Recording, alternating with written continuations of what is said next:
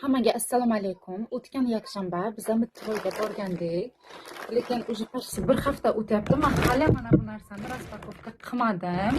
Shuni sizlarga hozir raspakovka qilib ko'rsatmoqchiman. Вообще arzon, menga juda ham yoqdi. Bunaqa dvoykachalar olgandim. Podarkaga. Bittasini уже berdim. Narxlari вообще arzon, kачествоsi juda ham zo'r. Yana bittasini podarkaga olganman. Buni egasiga topshirishim kerak. Bittasi o'zimning qizimga. Buni уже kiyishga ulgurdik. Bu o'g'limga bunaqa futbolka olgandik. Bu ham o'g'limga. Bu g'ijim bo'lganiga qaramanglar, paket shunday g'ijim bo'lib yotgan edi.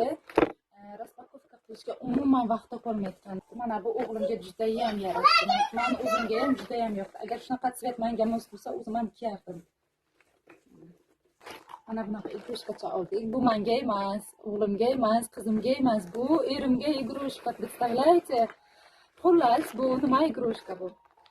Mana bunday bitta bossa, qaysidir tishida randomno просто так og'zi yopiladi buni. Buni mana o'zim yopolmayman. Bu как ikki kishi o'ynashga zo'r ekanda bu. Shunaqa. Qizimga mana bunaqa rezinочка oldik. Ochki oldim o'g'limga. Mana cheki bilan даже turibdi. 350 ming so'm bo'ldi. Keyin yana bitta hozir. Mana bu mashinchani ham oldik. Полностью temirli.